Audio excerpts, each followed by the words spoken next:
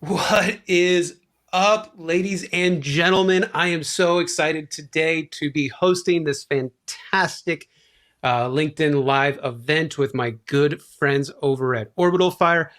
And we're going to get to a lot of stuff, but what we are looking to accomplish today is really tackling the business of cybersecurity and eliminating the nerd speak. Now, what are we trying to tackle in that? What are we saying? That the nerd in us only gets us marginally in the way in operating a cybersecurity practice. And I'm joined by two fantastic individuals. We have Reg Harnish from OrbitalFire and Mark Jennings from OTX Partners. Gentlemen, I thank you for joining me and having me today. Honored to be here. Good to see you, Kyle. Thanks. Thank you, Kyle. Absolutely. So for those that may not be familiar with all three of us, let's just go around the room real quick. And we're going to start with the legend, Reg Harnish. And I know I'm setting you up because you're probably not going to say all the amazing things that you've done in this industry, but I think you should share just a tad so we all can understand the greatness that you've brought our channel. Well, thanks, Kyle. You're making me blush. So I was involved in the channel, so to speak, with MSPs from like 2000 to 2010. I was one of the co-founders of Autotask, the CTO there for about a decade. But probably more importantly, I spent about 15 years in enterprise cybersecurity, built a company called Great Castle Security, and became a very successful venture for us and our team and our customers, honestly. But most relevant is my involvement with OrbitalFire. And that company, we are 3.5 years old today, and we focus exclusively on cybersecurity services for small businesses, but through and with MSP partners. And so the business is really purpose-built to not only right-size and make affordable cybersecurity for small organizations, but also the massive and growing pile of problems that MSPs have with cybersecurity. We address most of the critical ones, whether it's liability during incidents or losing money or communications and how do I sell cybersecurity. So that's kind of where we live today, and happy to be here. Right on. Mark Jennings, you are one of the juggernauts when it comes to the genius that you bring our industry. If you don't mind sharing a little bit about that genius, I would love to. Oh, nothing like setting me up there. So anyway, yeah, I've been in the industry for 32 years. I was a partner in a large MSP in northern New England. We got acquired by a national MSP in 2015. I moved at that point to the DC area and became the managing director of the DC area. But since then, the last 3 years, I've been consulting with MSPs on risk management and really trying to get MSPs to go all in on security and make sure that they're not being the cobbler's kids, where their own house is not in order, but they're out there trying to tell their clients what they need to do. So I've created a peer group that we work on adopting a cybersecurity framework, hold each other accountable to implementing controls and help each other implement those controls, and also look into things like cyber insurance and contractual integrity, making sure that your contracting is not putting you in jeopardy. So that's what I've been doing for the last 3 years. And yeah, I'm happy to be here. So glad you're here because everything you just said, I was sitting here going, I don't know anything about that. So I hope my ignorance is not shared in any of us, but with the audience being able to learn a little bit from you. So if we don't mind, Dana, let's go ahead and pull the slides up so we can at least add some structure to what we're going to be covering today. And really, like we said, right, we're going to get beyond the nerd speak because as we all learn at some point in our career, the people that actually end up handing us money at the end of the day, they pay us to be the nerds. They don't pay to become the nerds. So we have to really tackle the projection that we do on our passions onto our customers. And like we kind of, how we're going to frame today's conversation is really defining and having taken some time to separate what IT and cybersecurity is. And while this may sound remedial, the idea is to get us into a common nomenclature. So when we can start to plot a course for the maturity of our own organization and we get to the goals section, we all know the language that we're using. We all understand the direction. Success is a huge part of any entrepreneurial adventure. Then we're going to get to the goals and understanding, hey, what are the options that we have that remove the nerd speak and allow us to operate our businesses as businesses? And we're going to look at some frameworks and some evolutionary paths.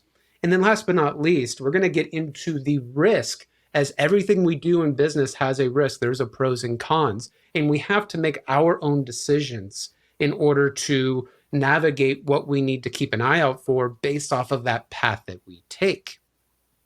So getting right into it, and I know I'm bringing this topic up primarily because when I started my MSSP, from my MSP, we had a lot of conversation of where things started and where things stopped. We had a long journey in 2015 of, is our MSSP a separate company? Does it need a separate EIN? There was all these things. And then where does the buck start? So, Reg, I would love to know, is there a line where one starts and the other begins? I think so. Certainly, we have our line and the way we define the jurisdiction between what we expect of MSP partners and what we bring to the table.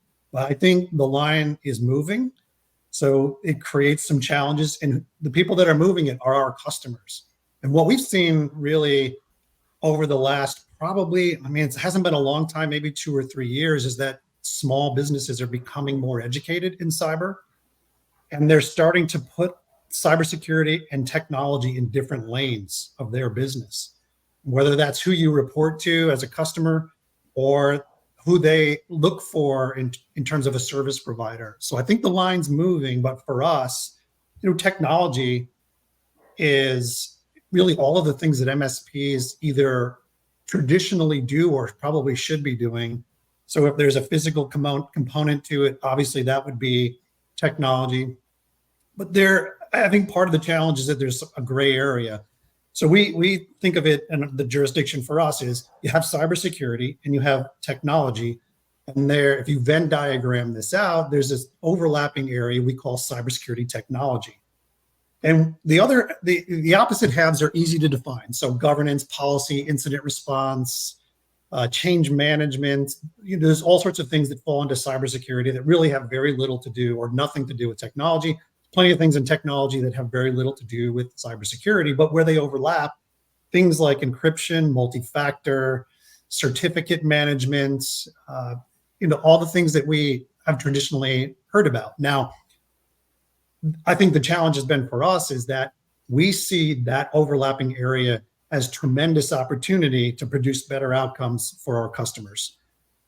However, I think the MSP industry, due to a number of existential forces, is forcing MSPs into taking not only ownership of that invoice, right, that overlapping area, but also moving into places where MSPs traditionally have not gone, like developing an incident response plan, or identifying risk tolerance, or conducting a NIST 171 assessment, and those things have nothing to do with technology. So I think the line's moving. We have what we think to be a successful, at least temporarily successful jurisdiction. What we know over time that's probably going to change.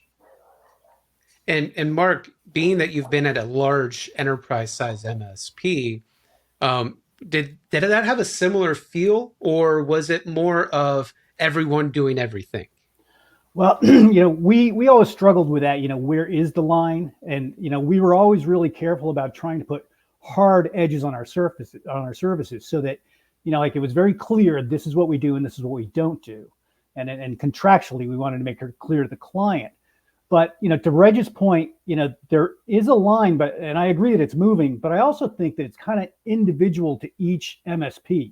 It all depends on what you're really capable of doing. What talent sets do you have, and what can you build, versus what do you need to partner with? What do you need to find somebody that's what they do and they make a good partner?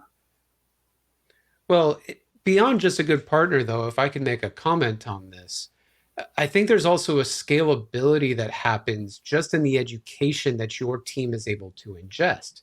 And Mark, I'm sure you share this experience. your customer doesn't know who to call at what time and when. Mm-hmm. And what happens is this this giant phone tree, communication tree that we start to engulf our customers in really starts to frustrate them because they just want to pick up the phone and say, "Hey, nerd, can you go fix this?" And that person that they're talking to on the other side of the phone may just be trying to triage them into a help desk guy, and then your tier one guy is going to get it. And does my tier one guy even know what the customer is asking me or know how to read between the lines? And is it going to get bounced again to another vendor or whatever? Yeah. So when you partner, you have to have very clear lines of communication between your MSP and who you're partnering with, so that calls don't, get that bounce around effect. That's a big issue. Well, and I'm sure Reg, and I'm speaking a little bit from my own experience, there's a lot of insecurity in this game of phone tag, especially when it's a high-end decision maker of our shared downstream customer. And I know we're using a lot of context here of like an outsourced firm, but even as someone that's operated to both an MSP and an MSSP simultaneously, I can tell you that this even happens interdepartmentally as you have two teams. So I don't know, Reg, if you have any comments on the communication struggles that you have in dealing with a customer that has essentially two nerds, whether it's the same company or separate companies, on the line for an ambiguous dilemma. You're on mute, Reg. And there it is. So, we learned this lesson the hard way early on, probably 3 or 4 years ago, because we started attracting, but I'll say a couple of progressive MSPs, one in particular, where we, set the expectation with the customer that if it's a cybersecurity issue, you'll contact us. And if it's a technology issue, you'll contact the MSP. And the customer kind of just threw their hands up and said, I don't know the difference. And so we very quickly had to figure out that there needs to be some way to transition these communications and keep everyone in the loop. One way we addressed that was defining and really spending a lot of time up front with our customers and our onboarded MSP partners about, what is it that we do? And, to Mark's point, whether that was contractually or in the constant method. So part of our secret sauce is we are in constant communication with our customers. And a lot of it is educational because cybersecurity is new to them. They're not experts. They don't have the time really to learn. So they're counting on us to make it easy for them to understand through basic analogies, through simple terminology. And honestly, in some cases, taking the messaging from their MSP and recrafting that in a way that makes more sense in the context of cybersecurity versus IT. But it was definitely a challenge for us, and something that we learned early on. Well, and even when you mentioned that gray space, right, the Venn diagram with that, I think you called it cybersecurity technology department or function. I'm not going to be honest, I don't even know how you would start to operationalize the switchboard operator to have that, whether we call it an incident or a ticket or whatever the nomenclature is. Where does that land and who's responsible for keeping that potato in the air? Yeah, it's really a very manual process for us. So it requires individual inspection of that request and someone who knows the jurisdiction, and even the jurisdiction with that particular MSP partner, because, as was stated here, every MSP has a different, opinion of where that line is. So for us, it's easy because where it comes to technology, we assess, test, measure, and monitor. And if the request or the question or the issue is relative to simple things like managing risk or NIST 171 compliance, it's obvious, we're good. But if it's in, hey, I just got a questionnaire, it's asking about this thing called FIPS 140 on my encryption, and I don't know what any of this stuff is. Well, that's clearly an overlapping area because most MSPs have never heard of FIPS, or many of the ones that we deal with, certainly. But it is the MSP who is actually deploying the encryption and managing and maintaining it. So it's a partnership there. And that's, again, in the terms of the Venn diagram, that's a real good example of how we partner with MSPs really for the betterment of the customer and their outcomes. But it's, again, there's no one definition. And so it's definitely a manual grind through those requests, both for us and our partners. I can't just automate this. I wish. Yeah. AI is going to take care of it, Reg. They'll interpret the call and make sure it gets there the right way. And Mark, you laugh, but I'm sure you and I have war stories where at the end of the day, human automation is really just educating someone on where to deliver the mail. Like, right, let's think of this in simplistic terms, right? I'm in the mail room, I'm getting the request. How did you guys approach this kind of two-headed beast in your experience, or even with the MSPs you work with? How are you guys tackling the whole mailroom delivery problem? Well, again, it's training. It's, hopefully, if the call comes in, the person that's answering the phone has some, understanding of the technology and can kind of do that, binary, it goes this way or it goes that way. Now, anything beyond that is going to be difficult. That's when you have to get to your level 1 or level 2.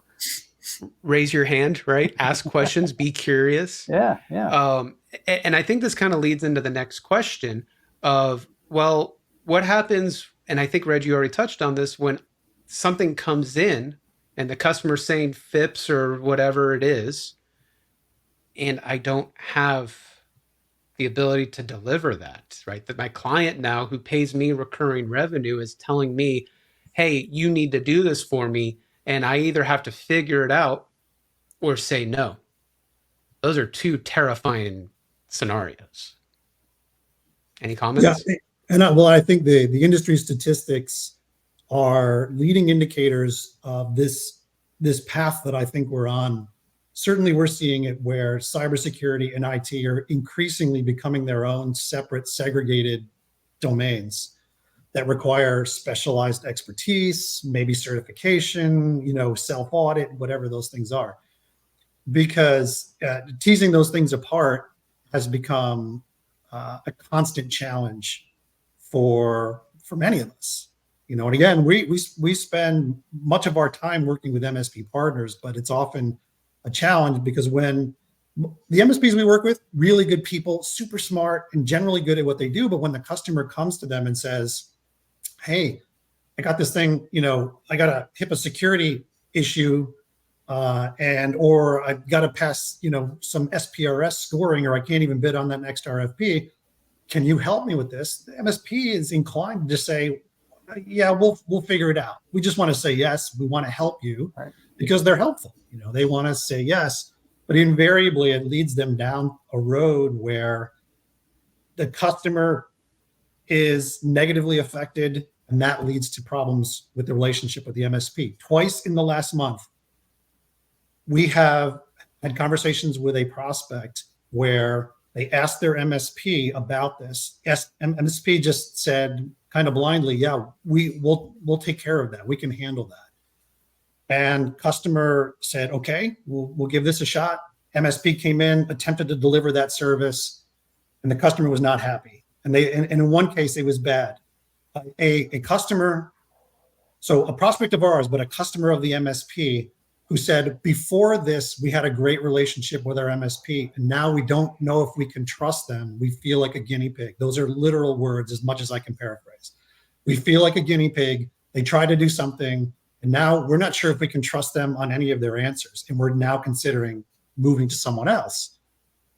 And I think the challenge is this jurisdiction again. Where do we say no and introduce a partner?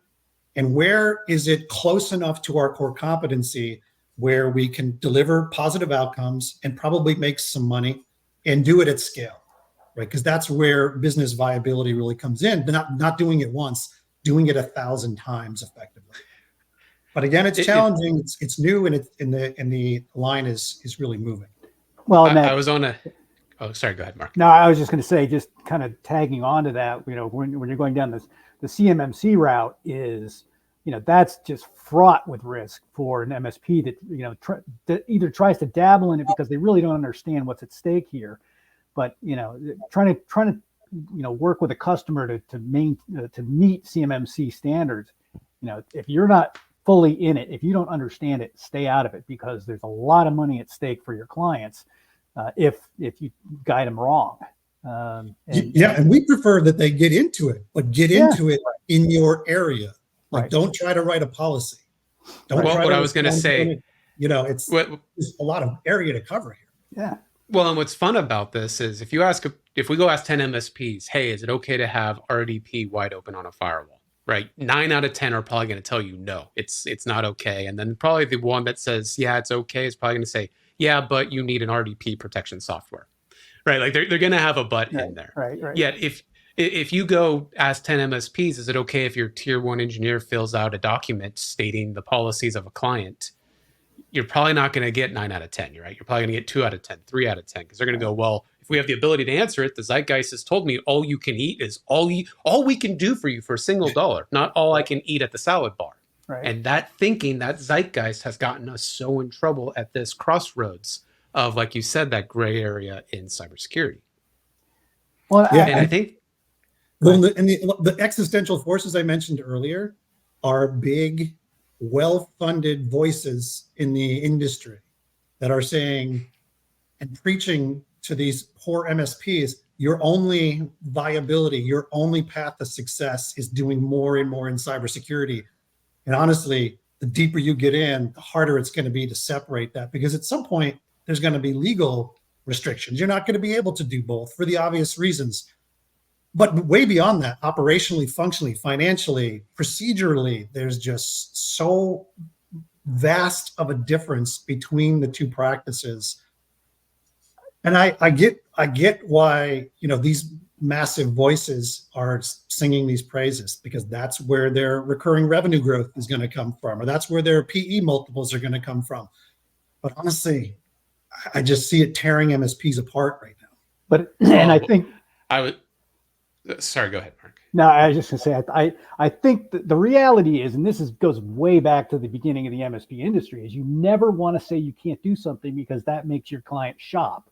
And when they shop, the danger of bringing in another MSP is real. I mean, and of course they're going to try to find other things that you do wrong or whatever. It just opens the door. I could go on an entire tirade on the ignorance to cash flow that an MSP has, where they think churn just doesn't exist, so I don't need to grow new customers. And Reg, you're bringing up a thing where Alex Farling, a good friend of all of ours, he posted a meme on LinkedIn the other day where it was the Kool-Aid man breaking through the wall, and it said, "Oh yeah, cybersecurity costs." Because so many of us go and buy that cybersecurity widget because we're hearing you need to have EDR with a SOC. And what do we do? Oh, I make 50% on that $3 endpoint, and I go sell that $3 endpoint, and I forgot that, well, that SOC is going to escalate tickets to your help desk, which might actually add help desk costs to go up by X dollars per user per month, or whatever economic measurement you want to use. Yeah. And now they're sitting there going, my client that I was barely making 30% on, now I'm making 20% on, because I went and sold this widget and made 50 cents from it. Yeah, and it's short-term thinking, because if you believe ConnectWise and Datto, a very, very large percentage of MSP consumers, customers, clients, whatever you call them, are looking for a new MSP for whatever reason. And so I get that those relationships between MSPs and their customers are fragile, they're cherished, they are volatile at times. But I think when an MSP says, yeah, we're gonna try this for you, versus saying, hey, listen, here's where my jurisdiction ends, here's the things that I can do really well for you, not only am I gonna help you shop, I'm gonna introduce you to some partners that I think will do a good job for you. And that's the point. Yeah, go ahead. The trust that is earned in those situations where you say no, hey, that's not really my thing. We do it honestly every day, because we're often getting technology questions like, listen, we're going to help you answer this question. We're going to track it down for you. We're going to do all the work. But listen, we're not the experts here. We're going to govern the responses, compliance, the risk management aspects of this. But if you want recommendations on a next-gen firewall, that's not us. And we don't care which one you have either. Let's go back to your MSP, or let's find an IT component that can help you do that. So as someone that's personally coached over 100 MSPs where I've done full-blown financial planning and analysis, I've pulled back the P&Ls. It's like they're getting the ring. Okay, can you help me with my taxes? Yes, Mr. Customer, I can help you with your taxes. And I think there's this thing, just because it all happens on a computer, that we think it's our jurisdiction, or we have to think it's our jurisdiction. And this kind of goes into the whole conversation of, can we be ignorant or abstinent to cybersecurity or cybersecurity services, as it were? And I think this is a good way, gentlemen, to segue to the next part of our conversation, if you don't mind. So if Dana, we can get those slides back up, I would really appreciate it.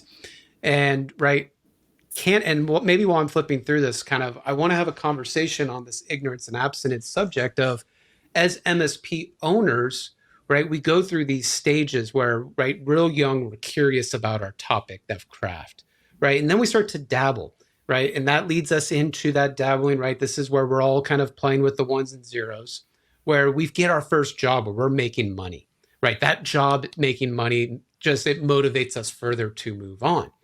And for a lot of us MSP owners, we are what a lot have written, Michael Gerber, E-Myth, he calls the accidental entrepreneur. And that's that consulting lifestyle that we start to live, because someone's going to pay me money for my craft, and I now don't want to be employed because I'm unemployable to an extent, because I just want to keep doing this craft. But it's this consultants to entrepreneur stage that really is where a lot of MSPs get hung up in, and we fail to kind of make that next step into true business owner entrepreneur mindset, because our craft almost over consumes our guide rails of running our organization. And I don't know, Mark or Reg, when you guys were running your practices, if this ever kind of came to you, but I see this stuff all day long. Well, I think, the turning point for us was when we really started, embracing the peer groups that, we had Paul Dipple, we talked to him, early on. And then, True Profits was the one that we really, we did a lot of work with. And that helped us really go from kind of, meandering through the business, if you will, to, really taking a hard look at your, your profit margins and where your money's coming from and what's successful and what's not. And so that was a big turning point for us.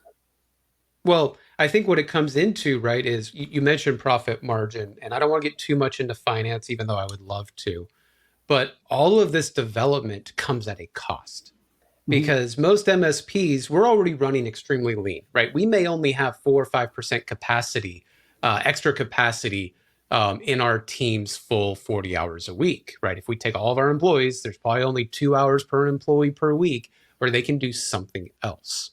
And beyond what I believe in, which is everyone has strengths and everyone has their genius, cybersecurity and IT are very opposite sides of the spectrum when it comes to a logical analysis, right? A lot of IT people were reactive in nature. Someone needs something, something breaks, we respond, and we really practice reverse engineering more than we practice engineering.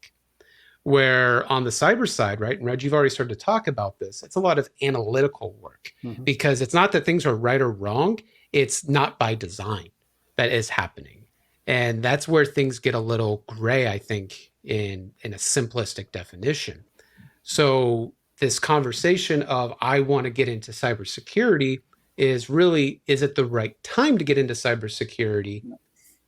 Or am I beyond my skis? So personally, with the question of ignorance or abstinence, I think it's really not being ignorant, but it's abstaining for a temporary amount of time until I have the cash flow to bring on that analytical mind. But I think I think this is what you're alluding to, is you have to understand your business, your people, your brand, your messaging. So if you're going to make a decision about cybersecurity, in my opinion, having been through this, through my own businesses a few times, is you can't take such a massive leap that it's not believable, or that it conflicts with your existing talent or your process or your financial model. And, it really takes me back to like 99, 2000, when managed services was really being invented, where all of these IT break fix providers, we were out at Autotest, we were out preaching, listen, managed services is the wave of the future. Get on the bus or you're going to get left behind. But it was really difficult to make that transition because every part of your business, right? The part that MSPs don't spend a lot of time on, they're great at technology, but the business side, not so much. So in the face or facing a massive business model shift, it scared a lot of people off. But fast forward 25 years, here we are again with a pivotal, really the same thing, making the shift from owning the invoice, which I learned from you, Kyle, that term, owning the invoice or partnering. What are you going to do? Like which there's two options here. One of them works better for your business, but it has nothing to do with technology. Your skills in Windows or Linux or firewalls is not going to get you there. You're going to need to understand your balance sheet or what valuation looks like for you. Where can you find talent? How can you onboard? What do your processes look like? So for me, the getting beyond the Nerdspeak, MSP's decision to get into or not get into cybersecurity, and by the way, I feel everyone should be in cybersecurity, but not the way the industry is preaching. You have to understand your business, your core competencies, your capabilities, your brand, and a whole bunch of other things that really you're not going to find on a command line. So you got to understand the business. Well, there's the fiscal responsibility. So when we started our MSSP, we did it a little bit. It was the early days, 2015, 2016. We made the conscious decision to make it a separate company. We had a big law firm vertical, and we knew these guys are sue happy, right? And there was also a marketing play. So we wanted to be a separate book, separate EIN. However, in deciding to go down that pathway, one of the things, because I don't come from the technical background, I'm more of the ops guy, right? I'm more of the turnaround guy. My brain was going, how much is this going to cost to bring on cyber nerds and cyber operating nerds and then from there, what is the ROI timeline that is going to create me talking to the ownership saying, hey, I need $1 million to get this MSSP started. Oh, hey, and by the way, you're probably not going to get your money back for 3 to 5 years. And I think going back to my analogy of, my managed service clients asking me to do their taxes, if you take that perspective and that line of thinking, the first thing you're going to say is, well, if I do this, can I make money off it? And who do I need to hire to make money off of it? Right? That's that pivotal shift. If it's going to cost you money and there needs to be a goal marker. And one thing that Wes Spencer, another good friend of ours, he kind of helped put together a little bit. And I think we did this with you as well, Reg. Can we put the slides back on, Dana? Is this idea of you don't have to do this at the snap of a fingers. You can actually do a cyber maturity stage and think of how do I eat the elephant one bite at a time. And I don't know where this conversation can go and what you guys are thinking, but going back to ignorance or abstinence, I still think I need to know the information. I just need to know what I am able to do, like you mentioned, Reg, and then what I have to say no to. And if I'm going to say no, have a good answer ready for that customer when they ask you. Yeah, and I love this. I think it gives people at least something to argue over, but a basis for a conversation. I love the stages. I think there's other things when you're thinking about, can I be competent and effective and successful in cybersecurity, that are actually even probably not business related, because I feel like the cybersecurity people that I would work with or want to work with, 100 times over, these are folks who understood gray area. And in my opinion, technology is very binary and cybersecurity is anything but. Technology is symmetrical. Cybersecurity is asymmetrical completely. In technology, you make an investment, there's a direct correlation between your investment and the outcome. In cybersecurity, you could spend more and more money every year and be worse off. And that's not an exaggeration. So the people who, in my experience, have been really good at understanding managing risk, treating risk in the context of the business, understanding priorities, they have been philosophers. So on the technology side, the best technologists I've ever known, we're musicians and outdoorsy. the best cybersecurity experts were philosophy majors and loved donuts. And it's just a very different mindset. And just like I'm not an artist, and I'm not good at, I don't come up with ideas. I'm really not an entrepreneur. I've just learned those things about me over time. That's just the way my brain is, but I have other strengths. Cybersecurity and technology require completely different strengths at the mental level, at the mind level. So I love these stages, but I think it needs that decision tree in the beginning, which in addition to all this non-nerd speak, finance, process, et cetera, and, you know, what part of your brain do you use on a regular basis and what are you good at? Well, and I know when we were coming up with these stages, it was really a conversation tool at the end of the day because, and Mark, I would love to hear your thoughts on this. On the IT world, we all have specialists, right? You've got the networking guy, you got the system guy, you've got the troubleshooting guy, you got the scripting guy. We just happen to sometimes bundle them into a single service. But when I hear this, I want to be an MSSP or I want to be a cybersecurity firm, it's not just one person. And I've been doing a lot of research into org charts of MSSPs or real big cybersecurity firms. And it's not just a SOC. It's not just an analyst L1 and L2, right? There's so much more in cybersecurity that's not just the guy sitting behind a ticketing system. Right. And, you know, especially if you get down to the, you know, 1, 2 million, 3 million, you're not going to have the budget to really address cybersecurity at all. You just don't. So, you know, that's when, you know, but you have to have an answer for even the smallest clients. Like there is some cybersecurity required in every client you have. So what is that answer? What's appropriate? And understand that, you know, there are partners that you can bring in to complement what you do and just make sure that that partnership is good and solid. You don't get into this phone tree stuff and you know, but you know, that we talked about that line between cybersecurity and technology. Where does that move, you know, and as you go up that chart, that's probably along the lines where it's going to start moving, and it's probably doesn't even show up until, you know, 5 million or whatever. And then it's going to go from there. And, but even then $100 million MSP could say, look, we're not the cybersecurity people. We, you know, maybe culturally it's just not within our DNA. So we're going to partner, you know, we're just going to have a huge team of people that can do really good, solid technology. So, you know, it can be whatever the MSP wants it to be. But you have to, as Reg said, you have to know what you do well, what you're capable of doing well. And the point I made earlier about contractually, make sure there's hard edges on the services that you do, you know, provide, because that's, you know, when you start saying yes to everything and, you know, you look at your contract stack and it's like, you know, you're not even covered on any of this stuff that you just said yes to. You know, if that's a place you don't want to be.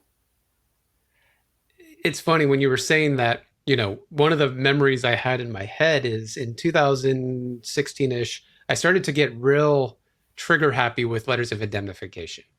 And I did it as an entrepreneur because I loved it as a sales tool, right? Mr. Customer would say, I don't want your MSSP. And I'm like, boom, here's a letter that says you don't want to buy it and you're signing that you don't want to buy it. Okay, thanks, see you later, right? There was a little bit of FUD in there because I'm like, cool, I get to go sell my SOC services or my pen testing services, whatever it was. But however, what I didn't realize that I was doing at that, to your point, was I was learning to say no more from an MSP perspective without even doing it. And as you progress, and Reg, you mentioned the comment, and I would love to hear where you start on this journey of, if I'm going to start tackling to evolve into a cybersecurity firm, as I start to build cash flow and extra money on the bottom line to invest into new product delivery, right? We're really talking about R&D. If we want to think traditional business, I'm R&Ding a cyber service. Where are the real easy things that an MSP could offer, and versus what are the things that, dude, you're biting off too much too fast? Well, I mean, pretty regularly we are introduced, or we win a customer who already has an MSP. MSP either didn't know about us or wasn't willing to introduce us. So we go direct to the customer. And the MSP has been preaching that they're a cybersecurity firm, but not clarifying what that meant. So when we come in and multi-factor isn't even, enforced on privileged accounts, and, endpoints aren't encrypted, data at rest, I'm thinking to myself, what? So the MSP told you that they could do a 171 assessment, but they haven't even helped you with that multi-factor.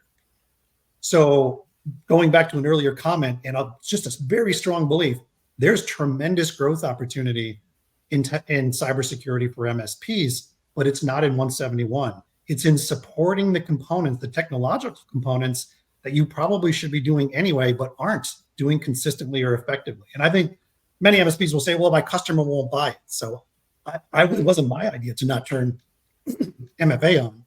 But I think part of that is through education. You become successful there through educating your customer, helping them make an informed decision. So what's the value of doing this? What's the potential consequence of not doing it?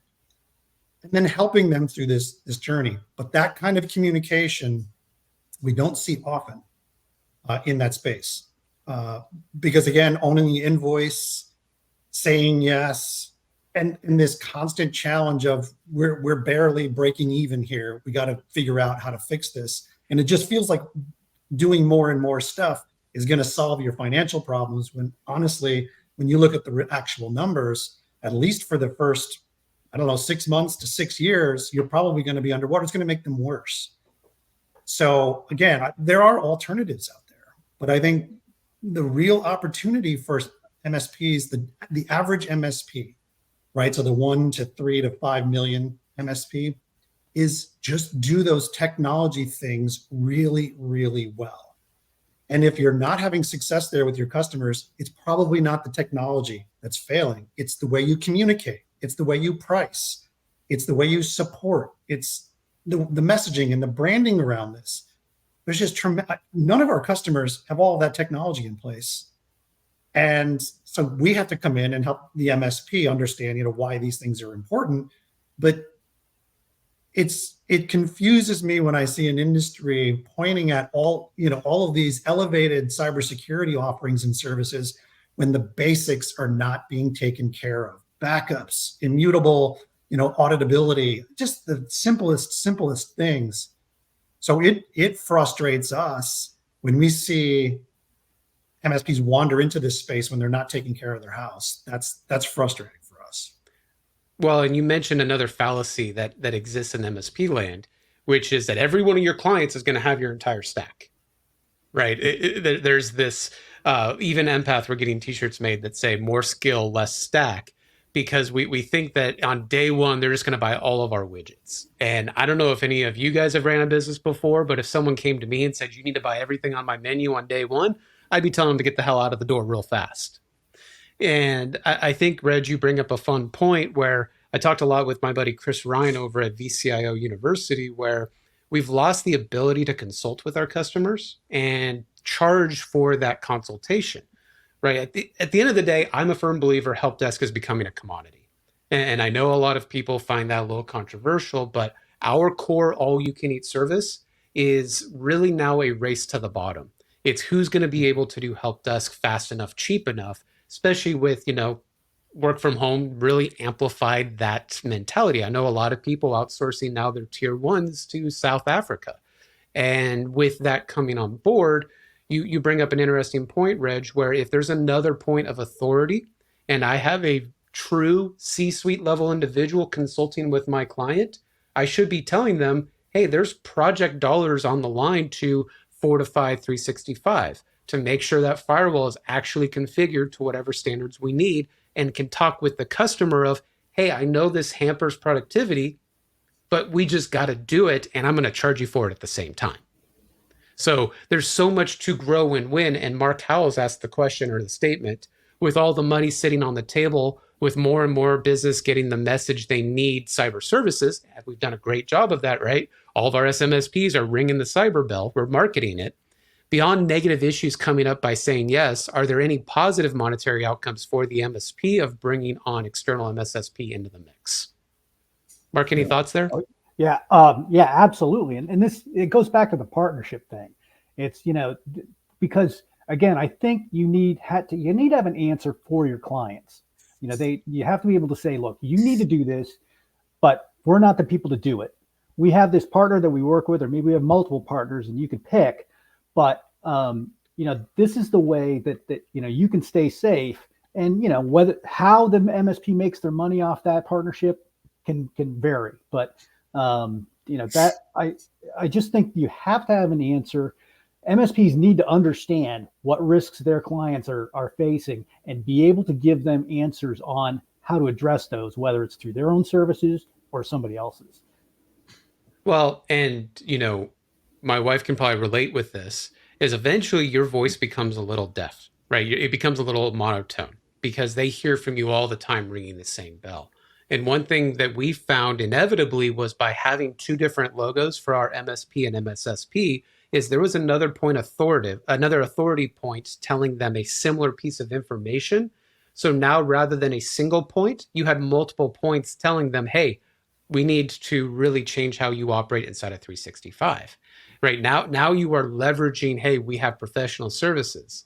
And it really started to pick up all of the big projects that we would do for our customers because, hey, I'm not hearing this from one people, I'm hearing this from two people. And Reg, I don't know if you're seeing the same thing where the customers or your MSPs are going, I've told them 12 times to do that project. You told them once and they said yes. Yeah, honestly, well, and I think for sure that is a major complaint of MSPs. And the first question that goes through my mind is, well, what did you say to them? Yeah, what was your approach to get them to say yes? I get that they said no, and that's got to be frustrating to hear that over and over. But it's like Einstein said, if you do the same thing over and over and expect different results, that's the definition of insanity, right? So, but I think customers have some accountability in this as well. But that's happening. I think through osmosis or just the natural order of things. You said the word. Small businesses are getting more educated on this begrudgingly. It's not something they want to do. But what's happening now is cybersecurity is getting in the way of them bidding on that next RFP, selling their product or service, getting insurance, keeping their best customer. And so those are things that they understand. And Dana, if you could put the slide back up, I think we can kind of segue to the next thing. And keeping that point, this is where this conversation of cybersecurity stages for an MSP is important, because if you slowly chip away at this, to go to Mark's conversation and Mark, your answer, Mark and Mark, right now we're adding extra revenue and extra profit from these conversations from our customer, right? Our lifetime profitability on clients is increasing. We can use those profits and recycle that into adding new cybersecurity services. And Mark, like you mentioned, now that line starts to move more into what an MSP can perform, because as my revenue grows, I can now bring in a VCSO, right? I can bring in possibly an analyst. I can bring in some CISSP to handle some incident response or vulnerability management services. Right now, I'm able to do that in my own cash flow rather than throwing the baby out with the bathwater or putting my company so at risk that it only takes one oops for us to completely go out the door. Now, John Thor, oh man, Thor, I already love this guy to death. His name's Thor. It is, he asks, to what should MSPs really align? Many of the core IT requirements directly relate to CIS IG2 or 1 and 2, excuse me. And I think this is a great conversation. And Mark, you're probably the best one to kind of poised to answer some of this. If I go down this path of I'm going to abstain from some things, what are the risks that I have and what challenges should I tackle to at least mitigate some of those? Yeah, I love this question. And just to discuss his question right up front is, I have a firm believer that, MSP should really endeavor to meet, CIS IG2 or some, whether it's that or one of the other frameworks. But IG1 is a great framework that they can endeavor to have all of their clients. That's kind of the minimum baseline for their clients. So, and that's why I think CIS is a great framework for MSPs. But to get back to your question, what are the risks? I mean, with the litigious environment that we live in today, that's probably one of the biggest, as far as your client relationship goes. You're someday, you're going to get sued. I mean, it's probably going to happen at some point. But what do you have in place to mitigate that? And that's, are you following a standard? If you follow a standard and you find yourself in court and the lawyer asks you, well, why did you do it that way? Well, because according to CIS or whatever, or NIST, or, whichever one you're using, we did it this way. Well, that pretty much shuts down that line of questioning, and then you're going to move on. So those are some great, ways to get around that. And then going back to that contractual, keeping your contracts solid. These are the services we provide. This is, these are the lines that we draw, and these are your responsibilities as a client. Those are great ways to mitigate that risk. And what's funny, Mark, is I was pretty ignorant myself to this whole conversation until a good friend, I think, of all of ours, Tim Golden over at Compliance Scorecard, Yep. right? Because it took me a while. Full disclosure, I'm an advisor over there. So there is some bias in what I'm about to say, but what I didn't realize at its core was the documentation and policy management just requirements alone were enough to get us into hot water, let alone telling your like we mentioned, the accounting person at my MSP, when they get a business acumen agreement, which is a signed PDF in my Outlook Exchange box, right? Like if they don't know, hey, you need to go put this here, and we need then some way of tracking that over here and seeing the change audit in here, right there alone, now I have ability to say, oh, yeah, I didn't send that to you, or, oh, I didn't see that for the last 6 years and it's stale or it's old language.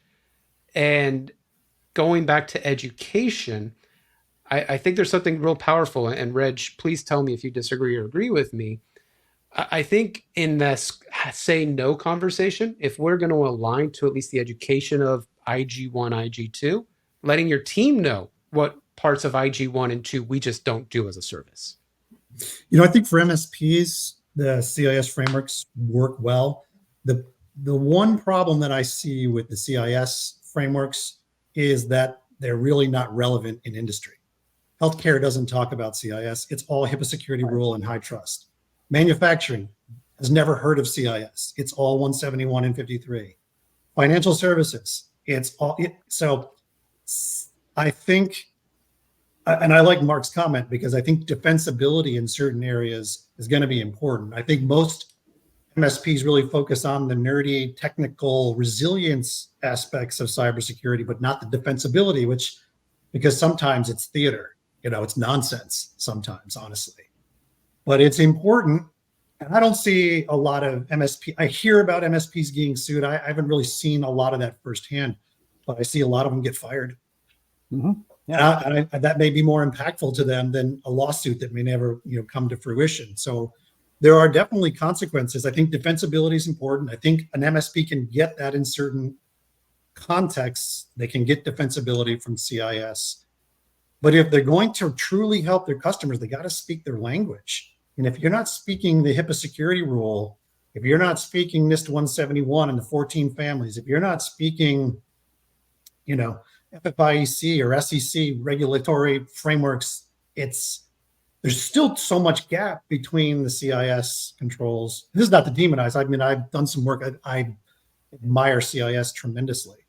But I think in terms of relevance with their customers and using the same language and moving to that audience, CIS really doesn't resonate. But for MSPs themselves, I like it because it's just because of the way the implementation groups work and that evolution. It's simpler for them to understand. And I think because a lot of it does focus on technology, it tends to be easier for them to start to comply with some of the CIS groups versus something like the HIPAA security rule, which is honestly 80% administrative, has nothing to do with technology. So I think that is a good path, and that's definitely a good place to start. Well, I think I agree with you 100% that, if you're working with a regulated industry, then you need to speak in those languages. And, but I bring up CIS as at least you're following a framework. You're not just kind of like pot-shotting it. It's like, we do this over here, we do this over here, we do it. And just because that was the product of the day, or that was the thinking of the day. So it does give you, a roadmap. Yeah, but it happens in cybersecurity too. I can't tell you how many times we are, working towards earning a new customer. And they say, well, listen, we just did an assessment. We want you to take a look at this and see what we should do. And we're like, okay, great.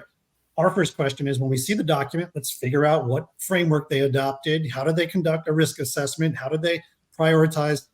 And then it comes in and it's just a vulnerability scan.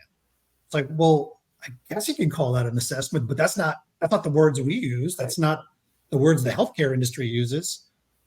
So again, terminology can really make a difference in not just educating the customer, but also earning trust along the way. Well, this goes back to the full circle to this maturity, having say no conversation. Because if I'm an MSP where I have a bunch of HIPAA healthcare clients and I get a financial firm that has FINRA and SEC come on board, and I just want to say yes to them because they're a new customer and I'm not looking for more medical clients, you don't realize the amount of education that you now need to invest in to have your teams manage those different regulations correctly. And if we get in this habit of just saying yes to everybody because they're waving a dollar in our face, then you may as well do tax services for your customers because you're just saying fuck all to this whole thing to begin with. You have no discipline in your business maturity to do your services and do them well. Yeah. So here's what we say. Free advice for MSPs who are feeling like they want to say no more is we say, because we do it every day, man, we would love to help you with this. But honestly, there are people that are way better at this, and we would just be experimenting. But let me find you. I have 2 good companies that I've had great success with. Let me introduce them. Are you okay with that? I'm telling you, it earns so much trust with them. They're just, thank you for being honest with me and not just saying yes. I mean, and I think it's reflected in our attrition rate, which is exactly the opposite of what MSPs say, So we love saying no. I think, one, it gets us off the hook to some degree because we don't want to be dragged down a rat hole that we're not familiar with. But 2, I really think, and if you put yourself even personally in a situation where you go to your mechanic or your whoever, and they say, I'd love to do that for you, but let me introduce you to someone who could really do a great job. That's powerful. That can really be powerful. And I just, I think that is part of the solution. It teaches you that your business has an identity. It has a product. It has a focus, right? That you're becoming a better entrepreneur. And if you truly want to get into something else, then it comes in its own new business development. That there's just a maturity in, and by the way, a lot of times kickbacks, there is financial compensation of having really strategic partners. This happens all day long in so many industries of. Listen, we write checks to MSPs every week and we love it. Yeah. We love paying them. Absolutely. Not putting the revenue on your books is the best thing in the world because I'm literally it goes straight to the bottom line. I don't have to even worry about reconciling that invoice from another vendor because here's another fallacy that we can talk about where MSPs feel like they need to own every invoice the customer gets in the MSP world. And you're sitting there spending time having bean counters in your accounting department, reconciling all this stuff that you made literally 3 pennies on because you felt like you needed to bill your customer for it. Yeah. We've had situations where reluctantly we've done that because the customer said, we want you to handle X and we just want you to manage, coordinate. We don't care who you have do it. And we know that you don't do it, but we're like, oh God, we don't do this. So we do that probably a couple times a year, but we hate every second of it. And the customer at the end of the day doesn't care. It's just another bill that they just throw their credit card on, let's be honest. But guys, we are running out of time, so I want to make sure that we wrap this up. If there's any last minute questions, we can probably take 1 or 2 more. But Mark, how can people get a hold of you and learn more about OTX Partners? So yeah, you can go to my website, otxpartners.com, or send me an email at mjennings@otxpartner.com. Love to talk to you about getting involved in the peer group, or if there's any other consulting that you would want to engage in with me, I'd be happy to have a discussion with you. Fantastic. Reg? Yeah, awesome. First of all, thank you, Mark. Thank you, Kyle. I just think these conversations are really important so that MSPs hear that there's an alternative to the constant drumbeat from the loudest voices in the room in this industry. There's a better way. But for us, Reg at OrbitalFire.com, or you can go to our website, just OrbitalFire.com/partners. Awesome. And then for me, Kyle at empathmsp.com. Empathmsp.com is our URL. Find me on LinkedIn. I don't shut up. That's kind of my soapbox these days because like Reggie said, the one thing in business that matters is that we're healthy and our employees are making fair pays, and we can do it many different ways with many different strategies. And I think we need to talk more about ways we can be successful, and it's not just best practices. So with that being said, gentlemen, thank you very much. And other than that, everybody else, have a great rest of your day, and link up with us on LinkedIn, and we'll keep chatting about this. All right. Thank you, Kyle. Thank you, Reg. Appreciate it. And thank you, Dane, in the background for keeping us all on track yes, here. Thank you, Dane. Totally. All right, everyone, have a great day. All right. Thank you. See ya.